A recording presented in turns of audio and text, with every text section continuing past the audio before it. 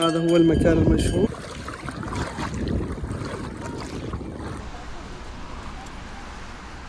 طبعا واحنا طالعين من فتحية على مرمريس، شفت هاي الحجة تبيع هنا شاي، تبيع عسل، تبيع تين.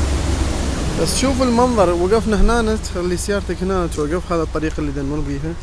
تقريبا صعدنا جبل بال40 دقيقة. بس شوفوا المنظر وين صاعدين. انا عبالي مو صاعدين هالقد، بس شوفوا وين صاعدين.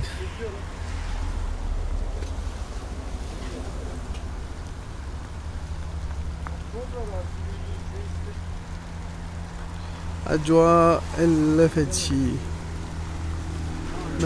يطلقون صور الاتراك. هذا طريق الجبل اللي صعدناه. بس طبعا تعرفون شنو اللوفات اللي صعدنا منها؟ اجمل لوفات شفتهم بحياتي. الطريق اللي يخبل. شوف حتى تبين عندكم ما ادري شلونها. اشوف المنظر. دا تمطر حاليا، تخيل بمرمريس وبشهر التاسع ودا تمطر.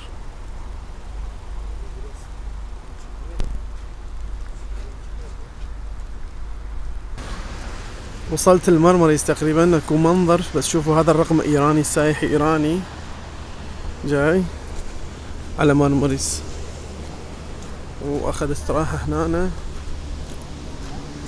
حتى يشوف المنظر. واني هم اجيت وقفت حتى يشوفوا المنظر. شوف الناس شلون واقفين يشوفوا المنظر مال مدينة مرمريس. فاحنا راح نطب منه. خلي اشوف لكم المنظر.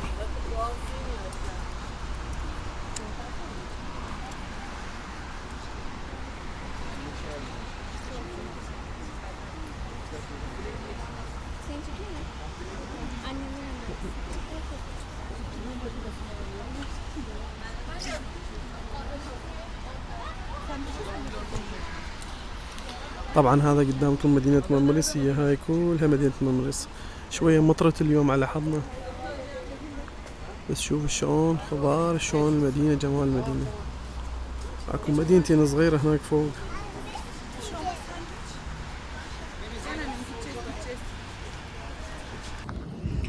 شوفوا طلعنا على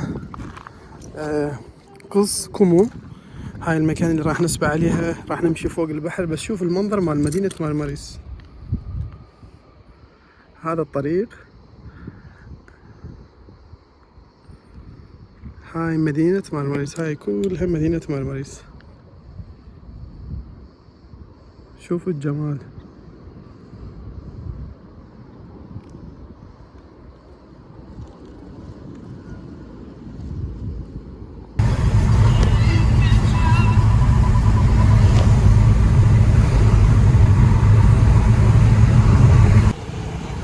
طبعا شوفوا هذا ميدان مدينة مرمريس.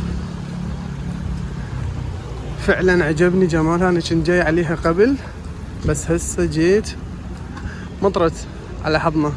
هاي المنطقة كلها اسمها مارينا. هذا الشارع المشهور قدامكم. هي هاي الشارع المشهور. ومنها تقدرون تروحون هم نفس الشيء رحلات بالباخرة وعبارات وهذني. طبعا الاسعار بكل المدن تقريبا نفس الشيء، نفس الاسعار.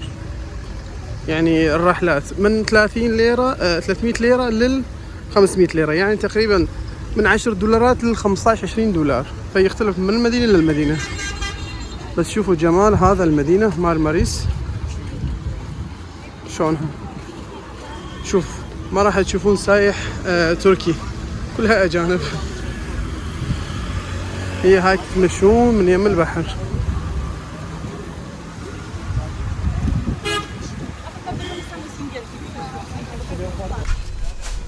طبعا وصلنا المكان. بس شوفوا المنظر اللي طبعا الغاية من هذا الفيديو. هي هاي المكان موجودة بمرمريس. اسم المكان كسكمو. يعني الحصو خالين حصو على البحر فتمشي فوق البحر. فتخيل انت تمشي. غاية من هذا الفيديو اصلا انه تمشي فوق البحر. هسه وصلنا المكان. طبعا احنا حاليا مدينة مرمريس. مدينة مرمريس تبعد عن مدينة قش تقريبا ساعة ونص. وهذا المكان بالضبط تبعد عن مدينة مرمريس تقريبا 20 دقيقة. فمكان قريب كلش على مركز المدينة. فأنصحكم أن تجون على مدينة مرمريس، تجون على هذا المكان. واحد من الأماكن الحلوة. فالغاية من هذا الفيديو انه راح نمشي فوق البحر. تخيل خالين حصن تمشي فوق البحر، فكمل الفيديو حتى تشوف. شوف شلون بدنا نمشي فوق البحر، شوف الناس شلون دا يمشون، هي هاي كلها بحر. حتى هذا شوف دا يسبح هناك، فاحنا بدنا نمشي فوق البحر. شيل نعالك بيدك وامشي فوق البحر.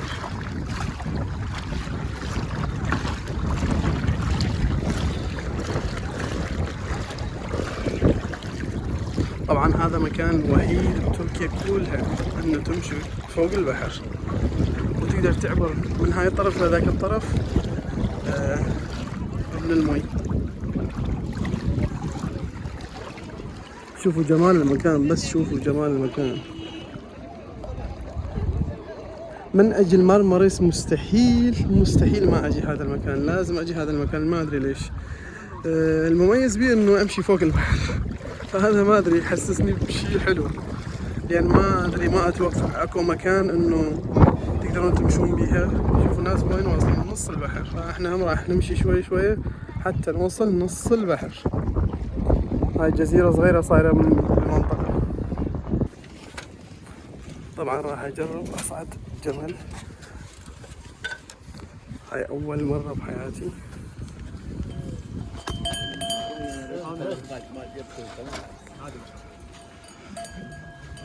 هاي الرحلة بهاي المنطقة، الرحلة مالتها تقريبا يسوون لنا اياها شخص واحد $5 الرحلة.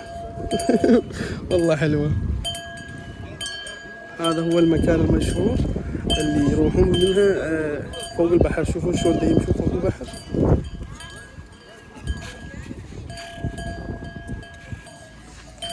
طبعا الرحلة ياخذكم رحلة هيك من اطراف الساحل، شوفوا اطراف الساحل كلها دا ياخذكم فرة بيها، وبعدين نرجع على نفس المكان. والله تجربة إلا فد شي. هاي أول مرة أصعد الجمال.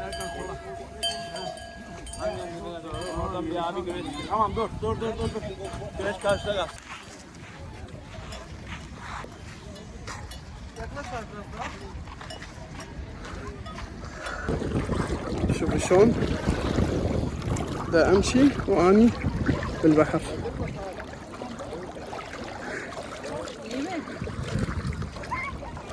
طبعا شوفوا شلون الناس واصلين نص البحر، يعني بس اذا تشيت من هنا تروح على البحر عميق تقدر تسبح، اما هاي الطرف تقدر تمشي بيها تطلع على ذيك الطرف. هاي كلها تعبر البحر مشي. من قال كان الساهر عبرت الشط على عمودك، عبرت البحر على مودكم.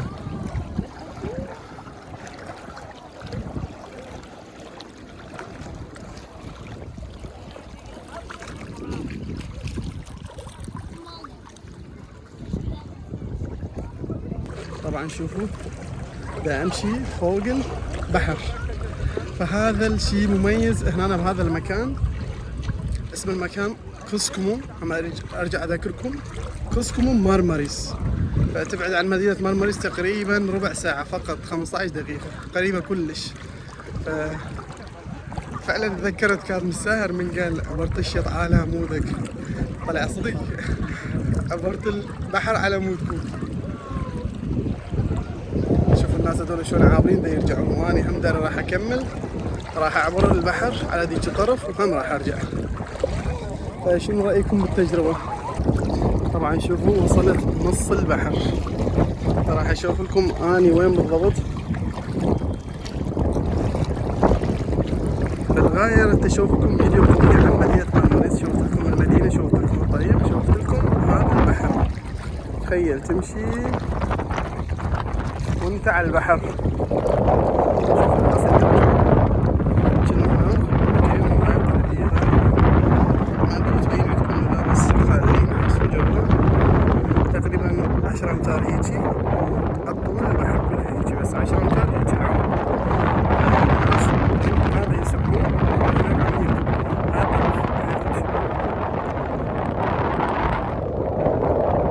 حلو حبيت اشاركها وياكم. شوف الحج وين يروح. طبعا هنا يوميا آلاف السياح يجون، أكثرها أجانب.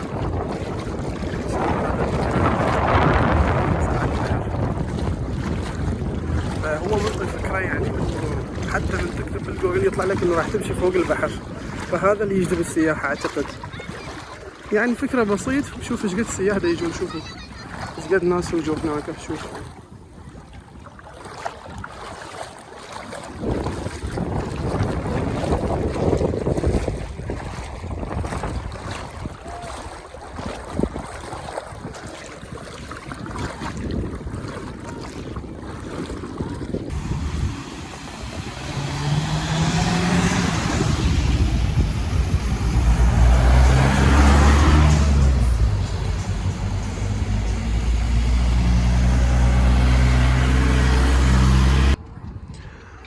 وانتم رايحين على مكان هذا اللي قلت لكم عليها كوسكومو البحر، يعني راح تمشوا فوق البحر، راح تجون على هيك مكان تخلون سياراتكم هنا، خالين مكان السيارات، فتخلي سياراتك تنزل. بس شوف المنظر، شوفوا هذا ابو اليخت، واحد زنقين اكيد جاي هنا يرتاح يوم يومين ويروح على غير مكان. بس شوفوا نظافة المي وجمال المكان.